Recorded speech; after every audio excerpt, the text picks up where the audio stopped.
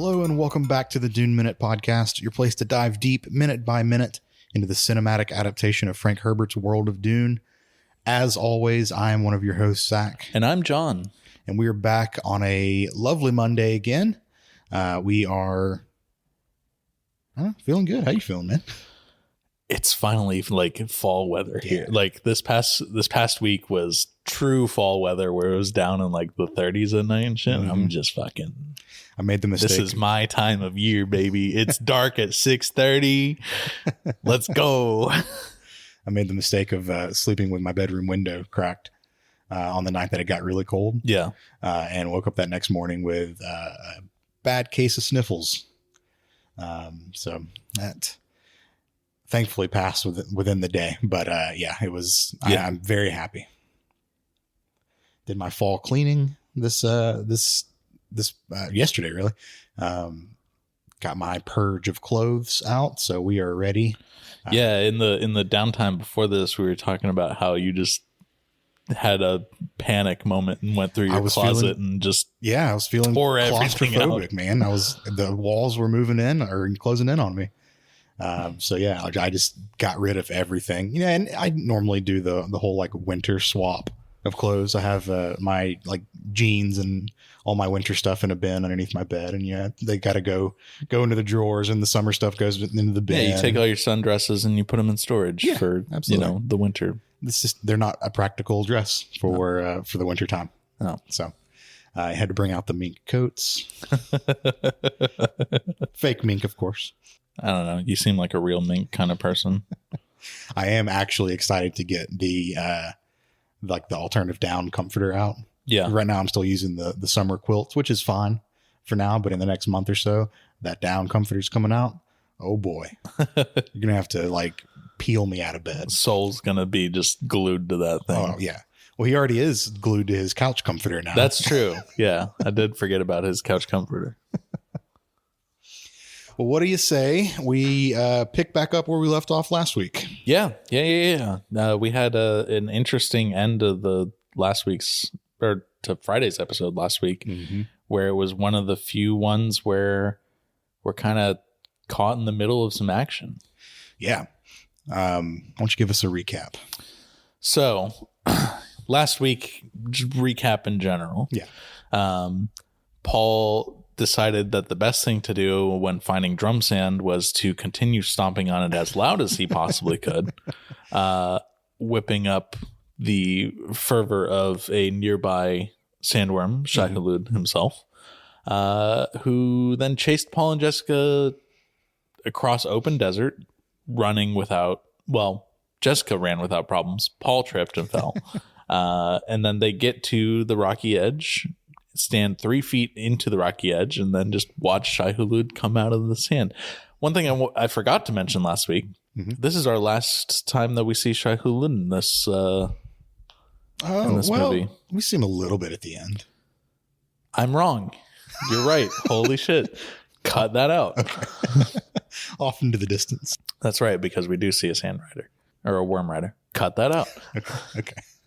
Yeah, so basically Paul and Jessica are now stranded, and they make their way into a canyon to try and find some safety. And instead of finding safety, they walk right into the Fremen that had been stalking them since they crashed. Yep. And we get the beginnings of a tussle between Jessica and Paul and Stilgar and crew. And RJ, not DJ. Yeah, RJ is there. Yep. We're going to have a lot of RJ and DJ this week. So, and then, at the last little bit is the beginning of a fight. Yep. After being told that she is going to have to figure her own shit out because Jessica is old and cannot learn the ways of the Fremen, but Paul is some shit talking young from enough. Stilgar. Yeah. Yeah, Stilgar is kind of a dick here, but, rightly so. He's looking out for his people.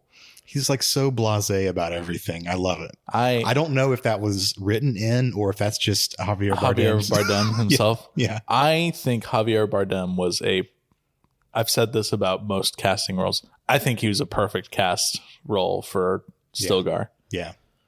We'll talk about it a lot more in part 2, but Yeah. I was gonna say I'll talk about it when I do my like book recap. By the way, I'm gonna save my book notes for the end of the week. Okay. This week, just because there's some weird creative choices that they made. Sure. Kind of like the other week where, it was picking single sentences out and stuff like that. Which is pretty much what happens here as well. All right, cool. So I'll just give like a big old hot steamy dump of book notes. Jesus Christ. At the end. All right. Well, now that we all have that vision in our minds, so let's just get into that. Yeah, let's talk about this week's, or start this week off. We're going to be starting off right where we left off with minute 135 through 136. We last left Jessica and Stilgar, where Stilgar was on his knees and Jessica had his knife at his throat. Yeah. And the last scene that we get from Friday's episode is of a Fremen falling down the cliff because I think Paul knocked him over or something. Yeah, happened. Paul's doing his like spin, Power Rangers kicks and stuff to try and his anime flips. Yeah. One thing that we talked about as well is that we saw Paul grab something off of one of the Fremen last week. Yep. And Paul is continuing his way up. Jessica has fully, in my notes, I say headlocked, but it's more like body locked Stilgar because it's a really weird thing where she's got one hand on the knife on his throat, another is on like his shoulder, and then like her right knee is in the middle of his back, but then her left leg is also like holding his left leg in a lock. Yeah. It's a really weird, contorted it's image. A very good like wrestling pin. Yeah. Like I think that it's a standing pin basically. I think that count in competition. I don't know. I was never, my school didn't even have a wrestling team. So a bunch of nerds. No, we were just a really small school. I know. We barely had a football team. Our varsity team was 8th grade through 12th grade. Ooh, we had to go deep in the bench. Yeah. My graduating class was 36 people. Oh my gosh. So I think there were like 5 or 6 kids from my class just on the football team. Good so Lord. Yeah. I mean, I've always considered my high school graduating class a little bit small. We were like 300. Yeah, no. Like in terms of like high schools in the South, like that 300 is small. 300 is tiny because so private school, right? Because my dad taught there, so I could go for free and all that shit. Nice. I want to make this abundantly clear. I did not come from money at all. But like the public school my cousins went to, their graduating class was like 3,000. Just fucking insane. You have to split up the graduation ceremonies, I would have to assume. No, they just did it all at the University of Florida. God almighty, that's so... like in their big auditorium and stuff. Well, I'm just talking about like, I was thinking purely from a time standpoint. No, it was just like 5 hours long. Goodness gracious. Yeah. Well... Anyways. I don't have a segue to get us back into this. I don't either. Wrestling stuff, yeah. And here we are. So Jessica has Stilgar in her standing pin, and the Fremen are kind of like circling around her and like enclosing in on the two of them. Yeah, rightfully so. Because they know that there's way more of them than there is of her.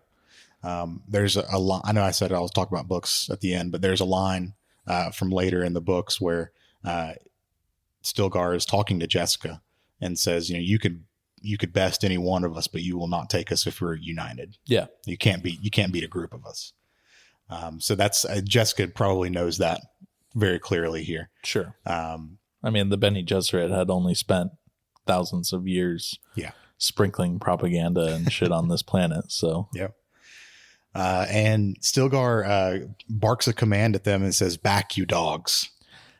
I thought it was very interesting that he called his own people dogs. So that is actually very true to the books.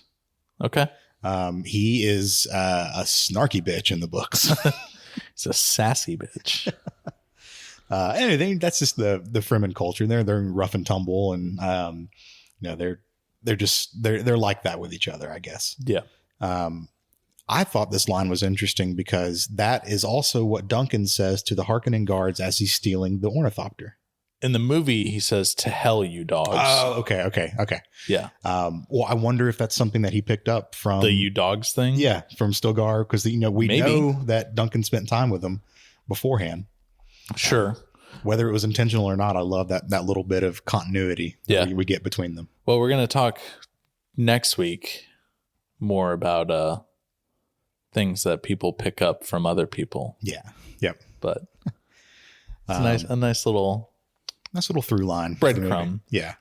So Paul continues to scamper up the hill like the little mouse that he is. And Stilgar continues his command. He goes, "She'll cut my throat." Yep. Yep. "Back, you dogs. She'll cut my throat." Yep. So Paul reaches a vantage point up the hill a little bit, and we finally get to see exactly what he took off the Fremen. And it is something called a Mala pistol. Yes.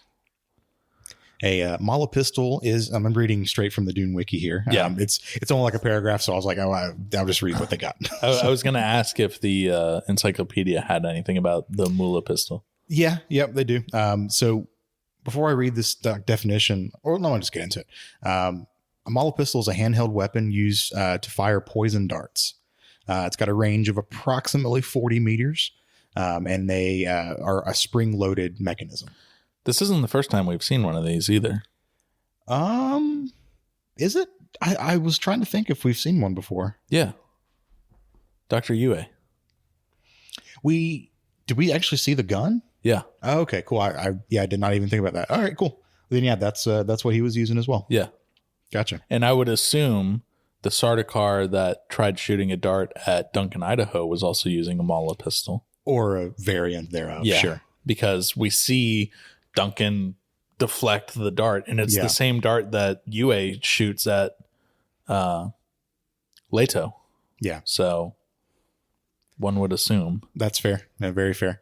I'm thinking that the ones that the Sardaukar use are probably a little different, only because they're specifically designed to keep going through shields. Sure. Fremen are not used to shielded combat, or altering their fighting styles to accommodate for shields. Yeah. So their pistols are probably more of what we would know as a traditional projectile weapon. Yeah.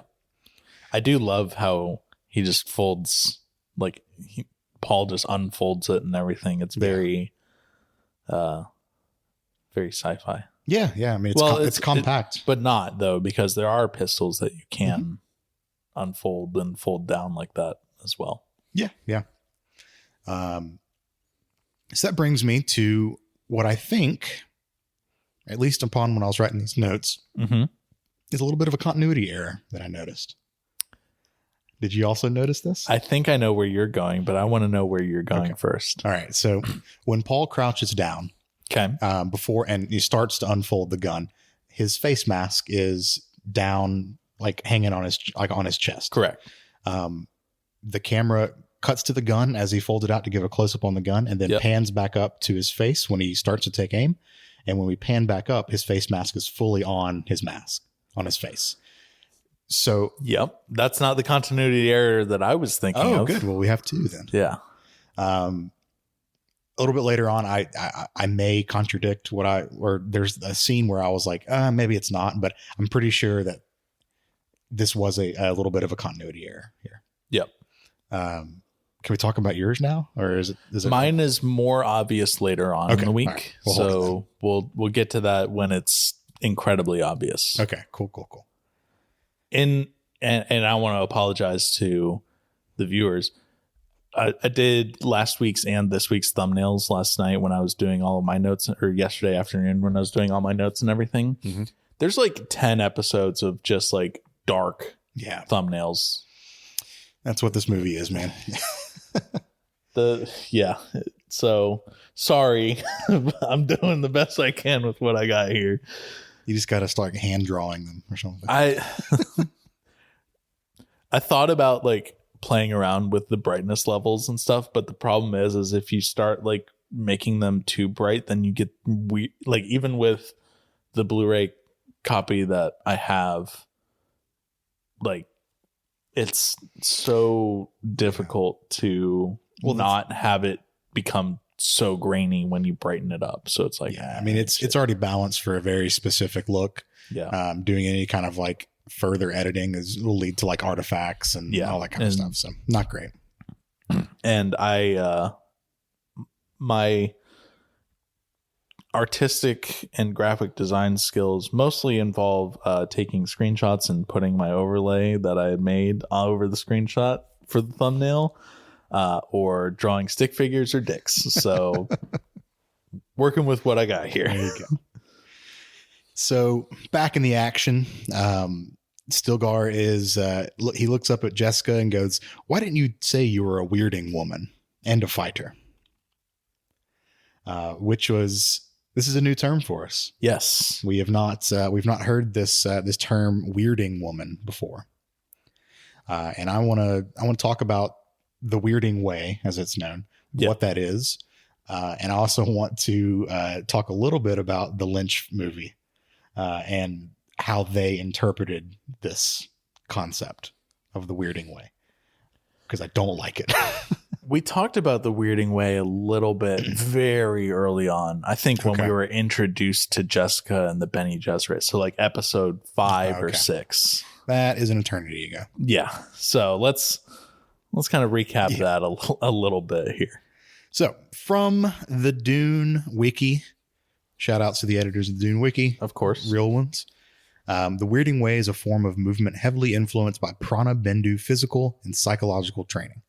If you recall, prana bendu training is the control of basically every muscle, independent control of every muscle in the body, like total control over breathing, heart rate, even every drummer's, dream. Yeah, right. Basically.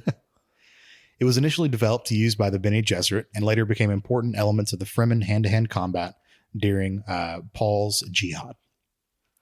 So how this relates to what just happened on screen is that it gives the ability to move incredibly fast, almost like you're teleporting. Yep. So you have just super, super fast movements. And we saw that with Jessica, like Stilgar came at her. She fucking just like instantly overcame him and everything and was doing like flip. So he went for like a stab. She grabbed his wrist and like flips over his arm and everything. And yeah, in the scene with the horrible CGI of Paul's face, we also see that as well, because we see the Fremen that we now know as Paul doing all of these same or very similar movements and stuff in combat against Sardaukar. So if they were to try to stay true to the books and true to like kind of the universe that they're existing in, I don't think that they would. I mean, it would have looked like Stilgar started to attack her. Yeah. And then he was just instantly on his knees. Like we wouldn't have seen the motions that went into how Jessica pinned him down. Yeah. So understandably, just to very like anime, like just suddenly appeared from behind and like. Well, yeah, that's a good comparison. Yeah. So obviously we need to be able to show something different. So that doesn't translate very well onto the screen, at least in live action. Yeah. So I think the way that they did it was great. Yeah, it was really, really good. It is just a short burst of super, super fast movements that almost are undetectable to the eye. Yep. And from an observer's perspective, it looks like they just teleported, or just like, the wiki and the encyclopedia go into like how it is like altering reality. Yeah. Which is a little heady, and I don't want to get into that, but it's a very, very unique, really cool fighting style that Jessica, as a Bene Gesserit, has been trained in. Sure. Now, how did they portray that in the Lynch movie? Do you remember? No. Okay. You're usually asleep by this point, I think. Yeah. I think I've been awake, like fully awake, by the time that Paul and Jessica are in the desert together, maybe once in my entire life. Fair enough. So in the Lynch movie, this was made back in 1984. Yep. CG was, at least for this movie, was not CG great. was perfect. What are you talking about? Well, I mean, just the limitations of CGI was fairly strict limitations back in the 80s, especially for this movie, or for the Dune movie. Yeah. So there was not a really good way of translating this weirding way into the film. They didn't have a good way of doing it. So they altered it in probably one of the biggest alterations from the source material to that movie. They introduced something called the weirding module. Okay. Which is a gun, I guess. Okay.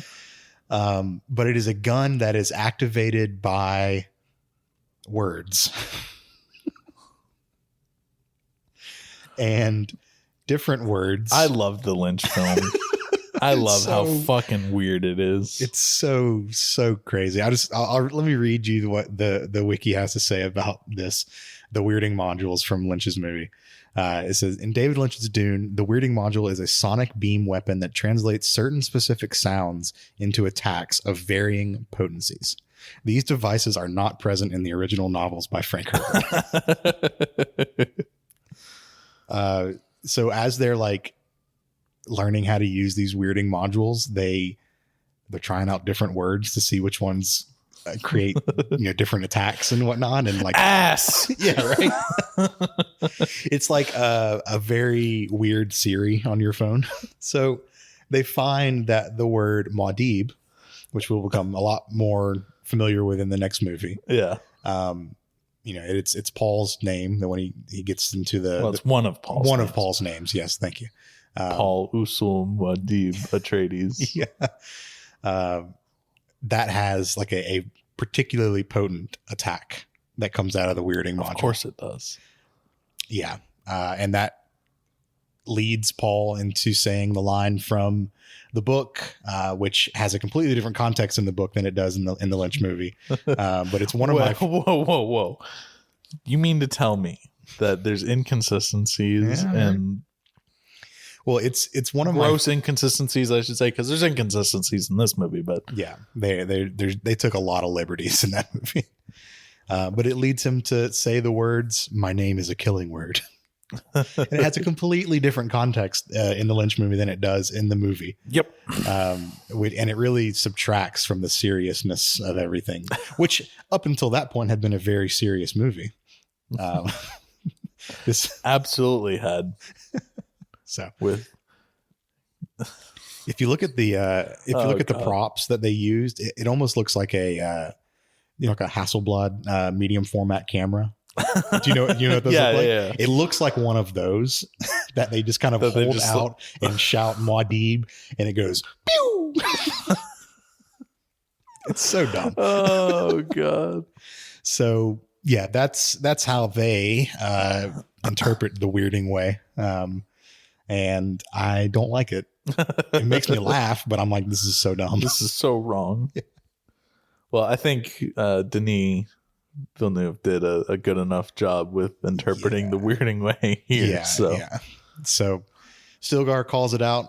He says, "Why didn't you say you were a weirding woman and a fighter?" And Jessica quips back. I love a good Jessica quip. Yeah, love it. She goes, "Our conversation ran short." So. And then he's like, "Peace, woman, peace." Yeah. Again, unserious. Yeah. He's just so blasé about things. I judged too hastily. Yeah. And then Jessica just takes the biggest sniff of Stilgar. What the hell was this? I do not know. I was so confused. And what? I was thinking, it's like, okay, maybe there's some fucking Bene Gesserit bullshit where she can see if he's lying based on. I couldn't find anything, man. Yeah, and I was looking, and Nope. Just a big old sniff of this stinky desert man. All right, Jessica. I mean, she's into some weird stuff apparently. So, stressing out and sniffing people. And that part really took me out of like my suspension of disbelief. Yeah. And I was just like, what? What the fuck is this? Yeah. So she releases him and starts to address the crowd. Well, he does. Yes, he starts to address the crowd. Sorry. Yeah. Oh, typo in my notes. My bad. And in Jacobsa, he says, "The sun is rising. We must reach Siege Tabor. The fates of these strangers will be decided there. Until then, they have my countenance. My word is on them." And then we see Stilgar take his crysknife, slice the top of his wrist, as he's saying this, and the rest of the Fremen, except for one, follow suit. Blood is spilt on their crysknives, and they can be sheathed. And I think that's why he does that. Yeah. I don't think it was like their word is on me, but then here's also a blood thing. It's simply just the tradition of, if a crysknife is drawn, blood must be drawn as well before it can be sheathed. Now we have talked about this a lot in past episodes, but that rule of the crysknife is never explained in this movie. Yeah. So I think knowing that, we know what's going on. Right. To the casual viewer of this movie, I think it could be interpreted, and fine. It's a fine interpretation, as like a blood pact or blood oath kind of thing. So it doesn't detract from anything, but it is a nice little Easter egg for folks who know, to be like, cool, They actually did it. And we talked about too, when Shoutout gave gave a crysknife to Paul, or to Jessica. Sorry. Yeah. We talked about how it was surprising that Shoutout, someone who as devout as her, would have allowed Jessica to resheathe the crysknife without drawing blood. Yep. So I'm glad they're following the rules out here. Yep. There's maybe the folks in the city are a little more lenient on certain traditions and rules. Now out here in the desert, we got to follow everything. Yeah. Well, Stilgar, as we will find out in part 2, is an incredibly devout man. Yeah. So it would make sense that he would follow all of these traditions and customs to the letter. Yeah. So absolutely. But that's where our minute ends. That's it. Yeah. Like I said, I'll save all my book notes for later in the week. So nothing else from my end. Any other notes on yours? Nothing from me. Talked about it a little bit last week, but basically from this point on in Art and Soul, heavily referenced, never sponsored. Yep.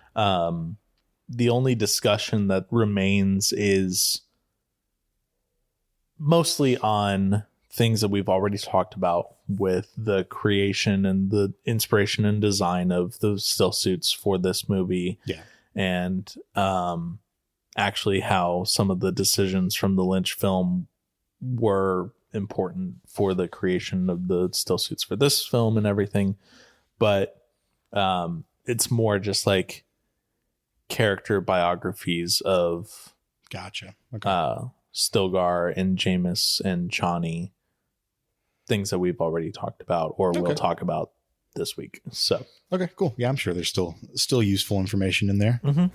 If you would like to reach out to us, we're available at a wide variety of social medias. We have a new one, I believe. We do. So I made an announcement on Twitter and Instagram yesterday.